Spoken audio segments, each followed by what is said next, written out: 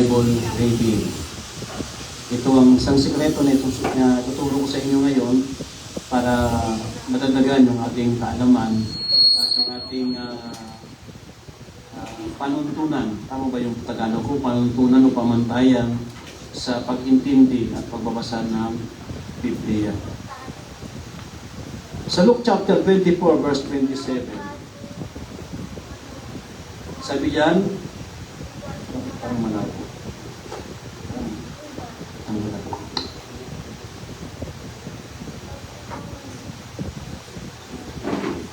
Ayan. And beginning with Moses and all the prophets, he interpreted to them and all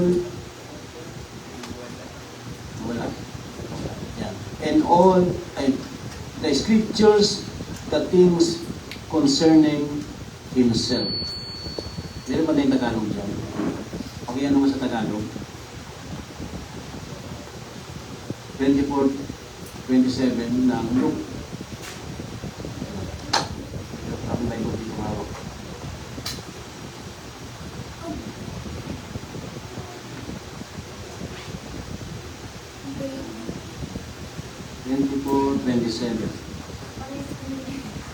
At ipinaliwanag sa kanila ni Jesus ang lahat ng sinasabi sa kasulatan. Maganda sa Tagalog.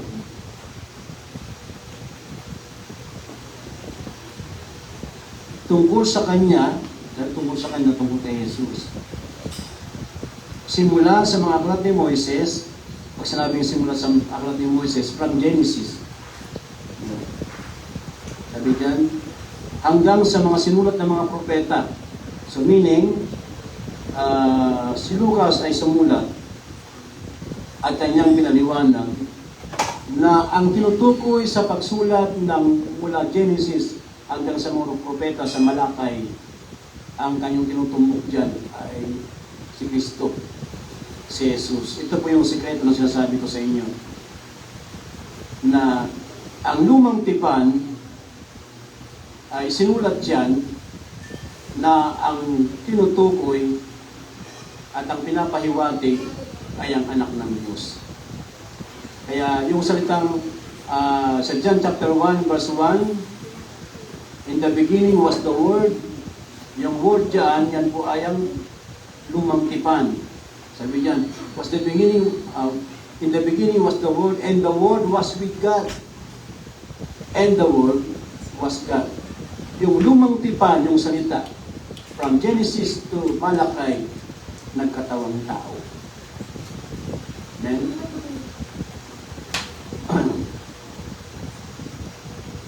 Yan natin yung historical background. Pagkatapos ng resurrection ni Jesus, dalawang disciple ang naglalakad papuntang Emmaus. Malulungkot sila dahil akala nila tapos na ang kanilang pag-asa, ngunit lumapit si Jesus at pinaliwanag ang buong kasulatan. Ito yung ating binasa sa Luke 24-27. Hindi niya agad ipinakita ang kanyang mga sugat, mas inuna niyang ipaliwanag ang kasulatan ng Biblia. Ibig sabihin, ang tamang pag-unawa sa Biblia ay nagsimula kay Kristo. Kaya pa nagbabasa kayo ng Scripture, laging niyong ilagay sa isip at puso ninyo. Ano ang gustong sabihin nito? At ano ang gustong ipaiwatig nito iparating sa akin at tungkol kay Kristo? Hindi siya nalalagay. Kaya nga ang Bible reading, para mo siya maintindihan, ay dapat nasa puso mo na yung binabasa mo, ang goal niyan ay ipakilala sa iyo at ipaintindi sa iyo kung sino, kung ano, at kung paano ang nais ng Panginoong Jesucristo para sa iyo, para sa sino man na tinutukoy ng kasulatan. Every page of Scripture ultimately points to Christ. Kaya, atin ang tatlo. Number 1, basahin ang Biblia na si Kristo ang sentro. Naintindihan niyo ba ako, mga kapatid? Dapat si Kristo Kumbaga meron ka ng ano sa sarili mo, na yung binabasa mo, dapat yan ay nakasentro kay Kristo.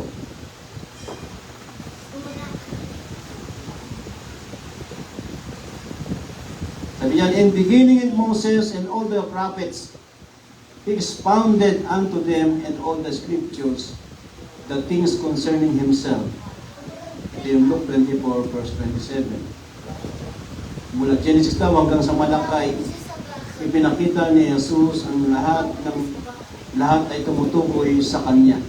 Yan ang observation nito. Tumutukoy sa Kanya. Halimbawa, nabasa mo yung Genesis, yun ay tumutukoy kay Jesus. Paano? Kaya nga may observation, may interpretation, may application. Okay. Ang Bible ay hindi koleksyon lamang ng moral stories. Ito ay kwento ng redemption through Christ.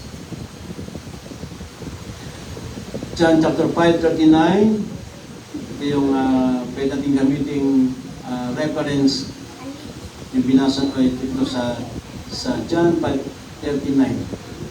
Medyo sa yung aking nahihirapan ako. Sabi niya, salisigin ninyo ang mga kasulatan sapagkat iniisip ninyo na sa mga iyon ay meron kayong buhay na walang hanggan. At ang mga ito siya'y nagpapatotoo tungkol sa akin. Kaya maliwanag ang sabi, salamat. Yan na yan. Hindi sinabi ni Jesus na the scriptures testify about religion. No. Tandaan niyo, ang Bible ay hindi niya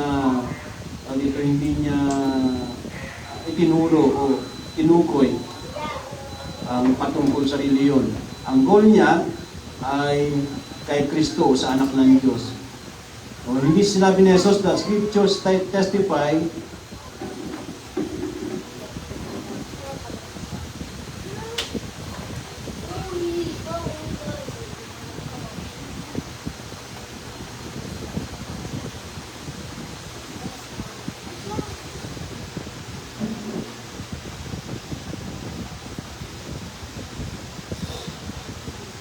kundi ang sinabi dito sa ating teksto, sa ating verse na binasa, sa John 5:39, they testify about me. Kaya kapag nagbabasa tayo ng Biblia o ng Bible, itanong natin, ano ang pinapakita ng passages ng ina ito tungkol kay Jesus? Halimbawa, example tayo. Matthew chapter 1 verse 1, yung pinakauna. Sige, pakiano nga. Pakilagay mo. Sample tayo para hindi natin maintindihan kung yung binabanggit ko. Matthew chapter 1 verse 1. Ang aklat ng lahi ni Jesucristo na anak ni David na anak ni Abraham. Okay? So, papasok natin yung observation. Diba? Alam naman natin, binanggit naman si Kristo, ito ay lahi ng pinagmulan ni Kristo o ng Jesus na ipinanganak ni Maria. Siya ay nagmula kay kanino? Kay Abraham, kay David, kay galing. Kay David. Kasi wala ko dito ngayon. Wala ko dito monitor.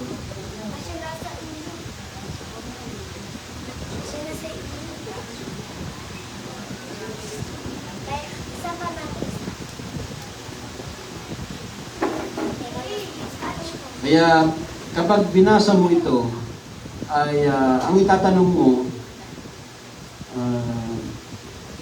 saan nagmula si Jesus? Yung kanyang katawang tao. Okay?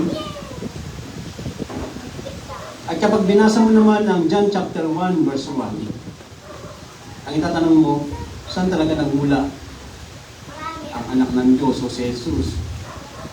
Dito, ay hindi tinuro ni Juan, hindi niya binanggit na si Jesus ay galing kay Maria lumabas.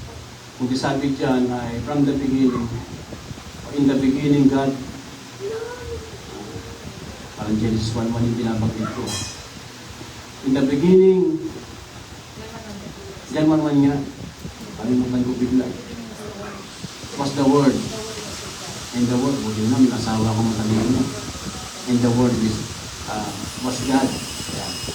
At sa 14, nagkatawang tao. Ang binanggit ni Juan, nagkatawang tao.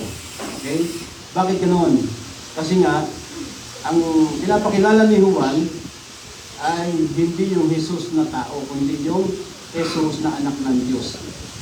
Na ang pinagmulan ay mula sa walang sinabing mula sa pasimula, mula sa walang pasimula.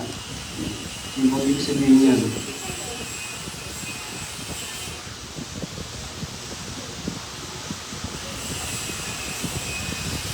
Kaya, ano ang ipinapakita ng passage na ito tungkol kay Jesus? Ganun po ang ating pong pagbabasa. Number 2, si Jesus ang sentro ng kasaysayan ng kaligtasan. Okay? Una na tanong kanina ay basahin ang Biblia na si Kristo ang sentro. Colossians chapter 1 verse 16 hanggang 18. For by Him, ayan, were all things created. Sapagkat sa Kanya lang ang lahat ng mga bagay that are in heaven and that are in earth, visible and invisible, whether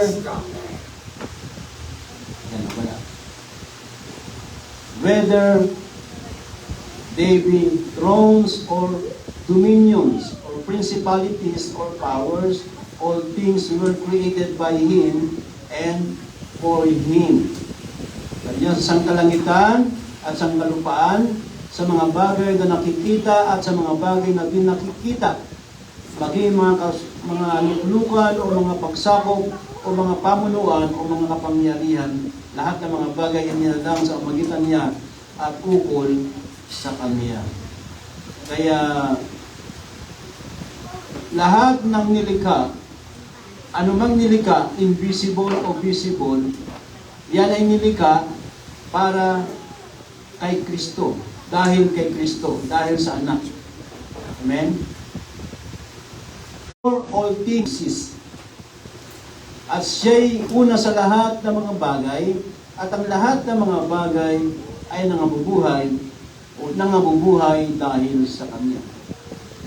Kaya, ang makikita mo sa talatang ito, simple observation tayo. Pinalas na sa nabanggit ko.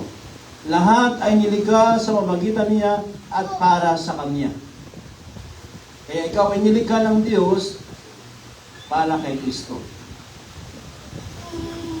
Interpretation.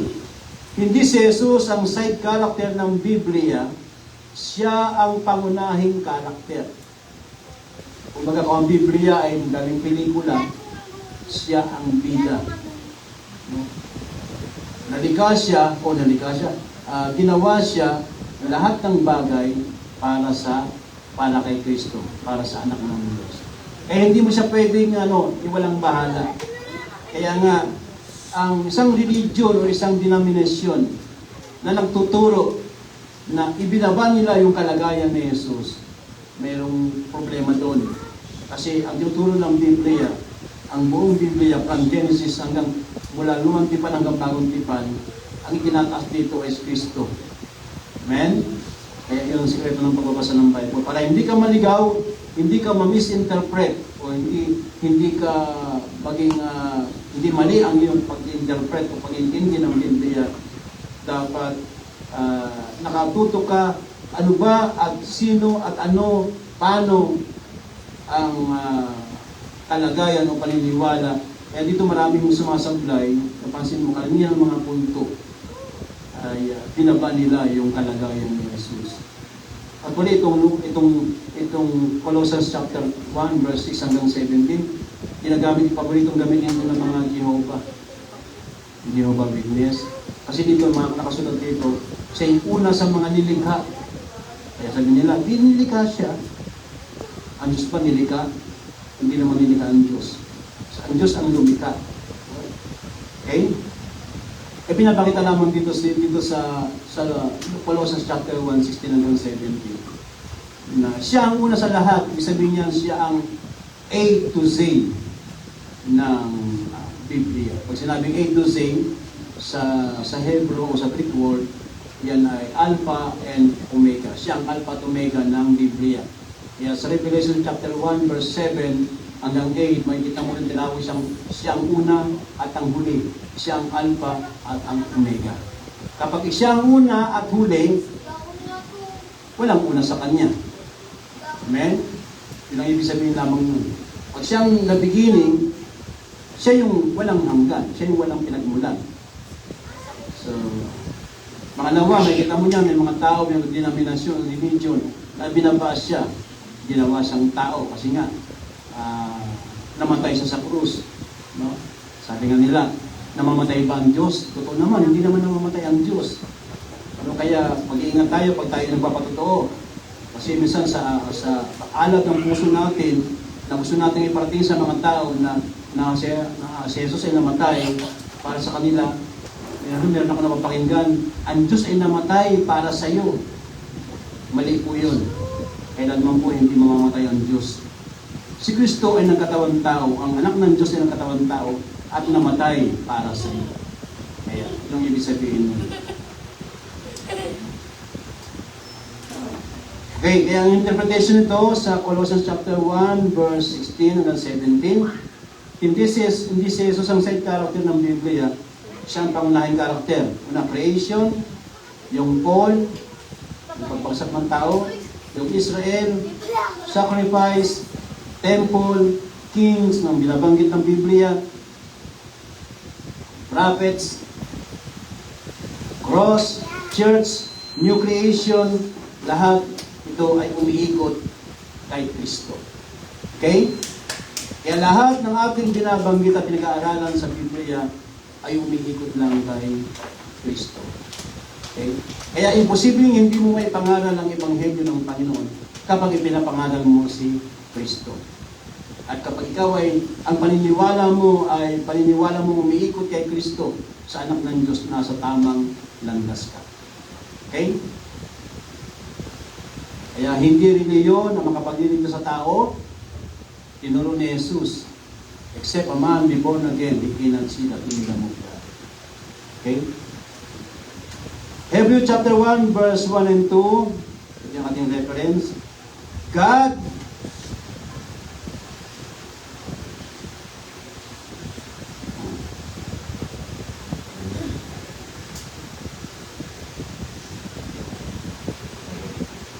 nabusok ka talaga. Natin. Ang Diyos na nagsalita ng unang panahon sa ating mga magulang sa iba't ibang panahon at sa iba't ibang paraan sa pamamagitan ng mga propeta ay nagsalita sa atin sa mga huling araw na ito sa pamamagitan ng kanyang anak na siyang inalagas para nakapagmana ng lahat ng mga bagay na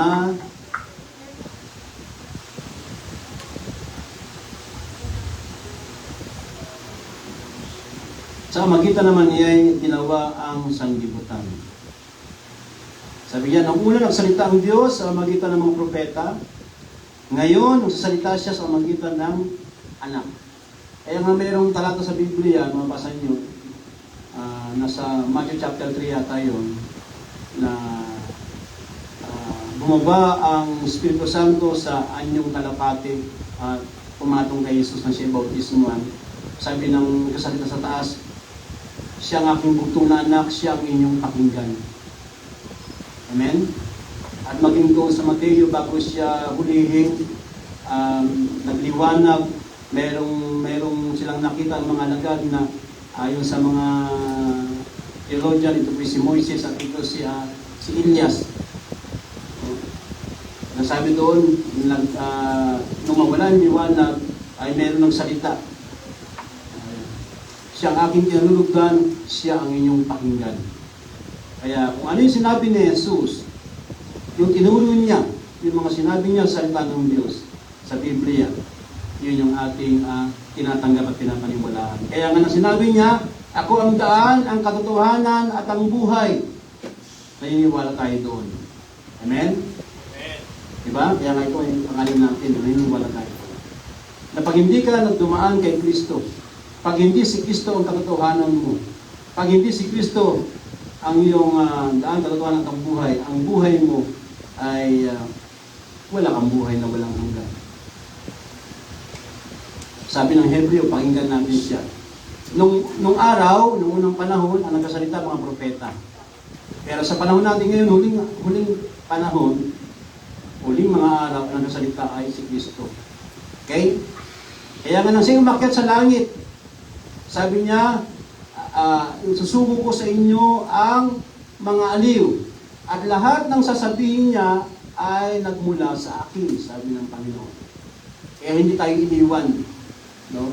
Kaya ngayon, sa panahon ito ng Diyos, ay ang Espiritu Santo nagsasalita sa atin na lahat ng sinasabi niya ay galing sa ating Panginoong Jesucristo. Kapag ang preaching ay puro self-help at wala si Kristo, kulang ang mensahe. Kaya pag marinig ko, puro ang mensahe, puro blessing, puro papalain ka, puro sa amin pa sa marketing ay marketing strategy ay bulahin mo para makuha mo yung gusto mo sa kanila. Hindi po ganun ang mensahe ng salita ng Diyos. Dapat natin ipangaral si Kristo. Okay? At ayon sa Biblia, sa Romans, ito ay kamangmangan sa sanlibutan na ipangaral mo si Kristo. Kaya nga nung unang mga Kristiyano, hindi sila pinapansin at sila inuusik kasi nga ang kanilang pinapangaral ay ipinako sa krus. Pag sinabing ipinako sa krus, yan ay tao na kriminal, tao na patapon. Yung kanilang paniniwala sa panahon nila. Pero yung pinapangaral ng mga Kristiyano, unang mga Kristiyano sa kanilang panahon. Kaya hanggang ngayon sa panahon natin ngayon, isa pa rin ang ating sentro ng ating pangangaral, pagtuturo at pag-share ng Ebanghelyo. Pangatlo, ang lumang tipan ay nagturo tungkol kay Kristo. Balikan natin yung teksto natin. At sinabi niya sa kanila, ito ang aking mga salitang sinasabi ko sa inyo, nang ako'y sumasa inyo pa, na kinakailangang matupad ang lahat ng mga bagay na nangasusulat tungkol sa akin sa kautusan ni Moises at sa mga propeta at sa mga awit. Everything written about me in the law of Moses and the prophets and the Psalms must be fulfilled. Yan po ang sabi ng ating binasa. Okay? Yan natin yung observation sa ating binasa. Tatlong bahagi ng Hebrew Bible ang binanggit ni Jesus. Una, yung law. Pag sinabing law, ito yung Genesis, Exodus, Leviticus, Deuteronomy, at Numbers. Yan. Pangalawa na binanggit niya, prophets. Pag sinabing prophets, ayan yung kaya ko to. Yan. Sa Isaiah, Jeremiah, yung mga pangalan ng tao sa Biblia, sa Lumang Tipan. Malachi, Esther, Mika, MJ, Rosemary. Hindi naman laging kapisado ko lahat. Okay? Pero isipin ko makakapisado ko rin naman.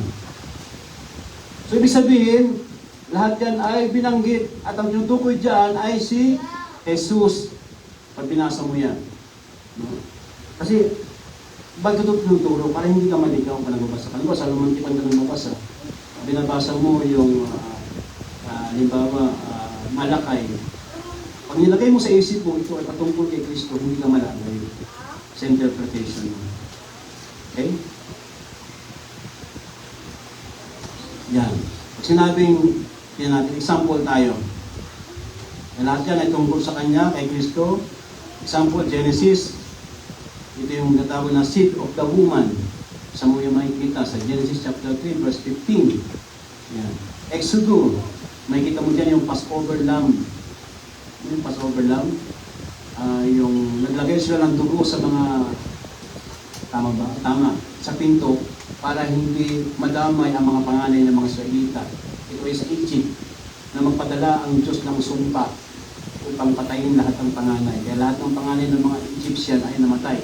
Pero yung mga panganay ng mga Israelita ay nabuhay. Dahil sinunod nila yung sinabi na maglagay sila ng tugo doon sa pintuan. Ngayon, ina-apply ngayon yan, pagkakaaraw ng palaspas. Yung bumibili sila ng tawag yung dahon, tapos punta sa simbahan, tapos binabasa, di ba? Tapos lalagay mo sa pintuan. Hindi po yun, hindi po yung interpretation mo. Ang ibig sabihin nun, kapag sa Biblia, sa pintuan mo ay dapat nation. The blood of Jesus covered this place. Na ginagano nila na walang anumang pumasok ng masamang espiritu, anumang mga bagay na hindi kaaya-aya. So, sa pintuan nagsisimula. No, kaya pag kayo maghahandog ng bahay, magsisimula kayo sa pintuan. Okay? Kukover nyo muna. So, hindi po yun, hindi po dahon, hindi po unang ulan sa Mayo ang i-receive mo. Dapat yung the blood of Jesus. Yun ang kinikilala ng Biblia, yun ang kinikilala ng Diyos. Okay? Leviticus, pag sinabi Leviticus, yung perfect sacrifice. Kasi dito makikita yung paghahandog ng mga tupa, paghahandog ng hayop.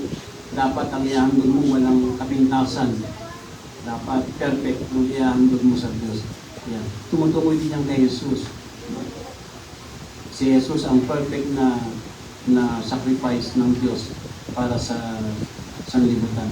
Numbers, yung tatawag na bronze serpent. Naalala niyo yun?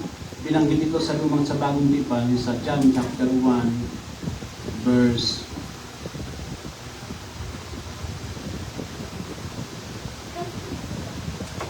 mga nasa ano yan, nasa bago mag 16, 14, 15, 16, mga 13, 14, 15, mga ganyan. No? Na dahil napadala ang Diyos ng salot na kinagat ang mga Israelita kasi sa nakatigasan ng ulo nila ay kinagat siya ng ahas.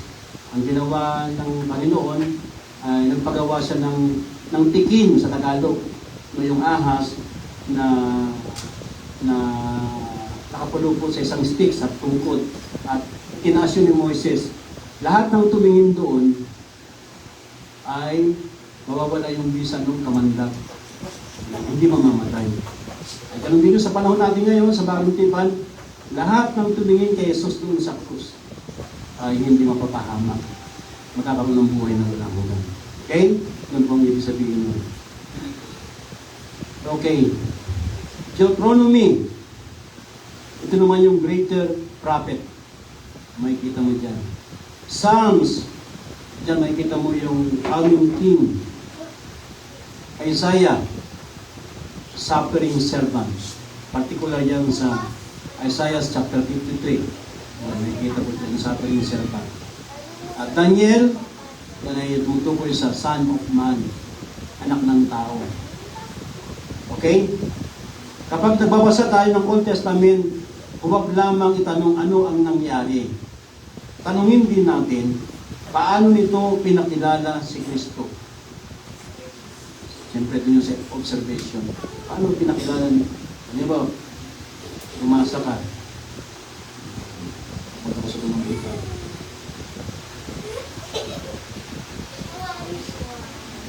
Ayan.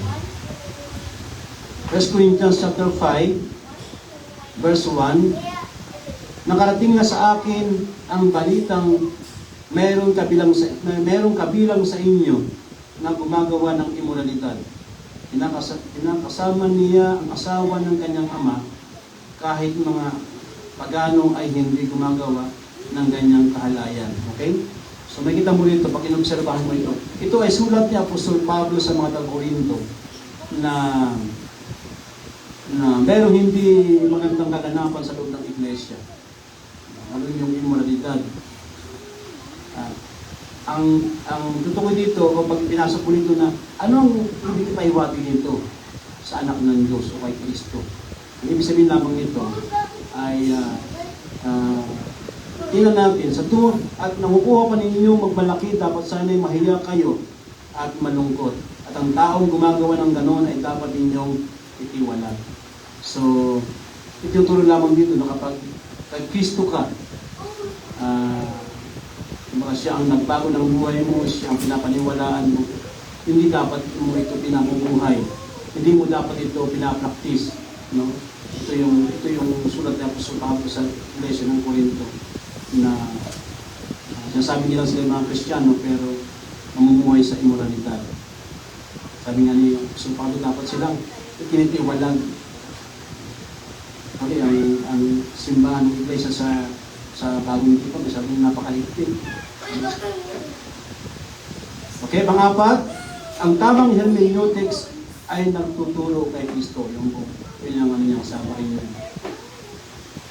Sinabing hermeneutics, ang purpose niyan, ang goal niyan ay patungkol kay Kristo. Ituro si Kristo. John chapter 1 verse 45, Philip findeth Nathanael and said unto him, We have found him, of whom Moses in the law and the prophets did write, Jesus of Nazareth, the son of Joseph. Nasumpungan ni Felipe si Nathanael, at sinabi sa kanya, nasumpungan namin niya ang sinulat ni Moises sa kasulatan, gayon din ng mga propeta, si Jesus na taga Nazareth, ang anak ni Joseph. Ayan.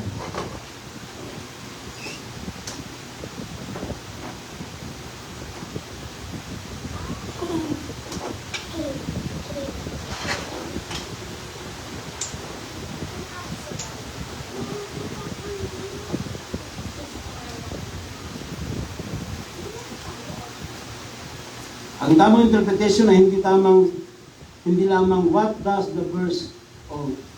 this verse mean, kundi how does this point to Christ.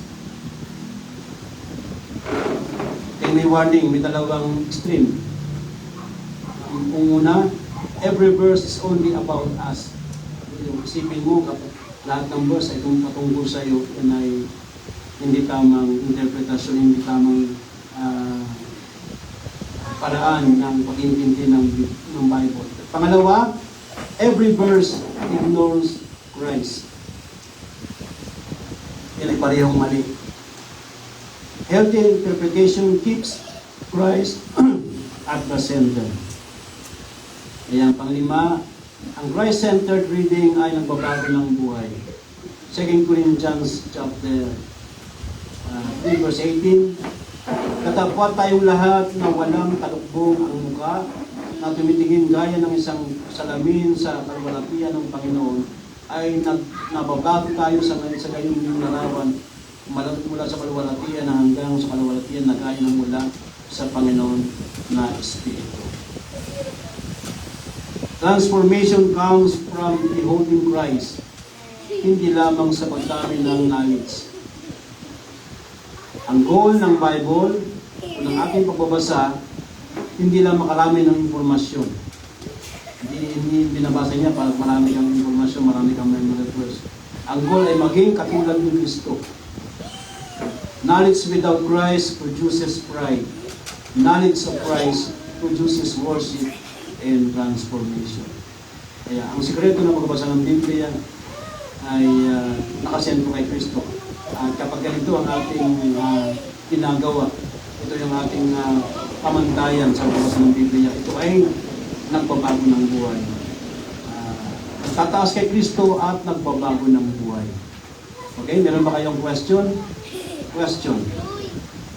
Sige po, tapos tayo sa question and answer. Kaya ulitin ko, para hindi tayo maligaw sa pag-intindi ng Bible, lagi natin isipin ang buong Biblia, ang goal niya ng pinag-uusapan dyan ay si Kristo. Okay? Alala niyo si Abraham na tinawag siya ng Diyos para ihandog ang kanyang anak na si Isaac. Yun din ay mayroong dinalaman sa bagong tipan, sa pagliligtas ng Panginoon. Yung provide doon ng Panginoon ng Diyos na kordero, na nung untayan na ni Abraham ng saksak si Isaac, sabi niya, huwag mo ituloy yan. Ang Diyos ay nag-provide ng kordero ng tupa, yun ay napapahiwatig kay Kristo na ang Diyos na nag-provide ng kordero para sa atin. Hindi mo na kailangan patayin ang kapwa mo para ihandog sa Diyos. Kasi hindi rin uubra. Hindi siya katanggap-tanggap sa Diyos. Kasi nga, makasalanan tayong lahat. Sabi ni Juan, na makita niya si Jesus na lumalapit, narito ang kordero ng Diyos na nag-alis ng kasalanan ng sanlibutan. Okay, John chapter 1, verse 19. Okay, question? Meron pa kayong question? Naintindihan niyo ba? Okay, question.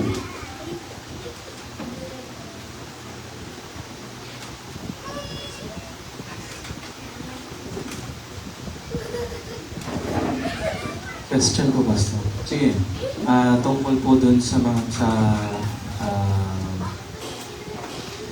yung mga na-remove dun sa Bible. Okay, sige. Gusto ko lang po malaman kasi may mga verses po ko nabasa sa Bible na binabanggit yung mga na-remove na books dun sa Bible ng latest na canon po. Gusto ko lang pong malaman kung bakit sila kung bakit nababanggit pa rin sila dun sa mga books na Kahit na inalis na sila, hindi sinama. Actually, yung mga book niya, katulad ng Maccabees, yan ay totoong mga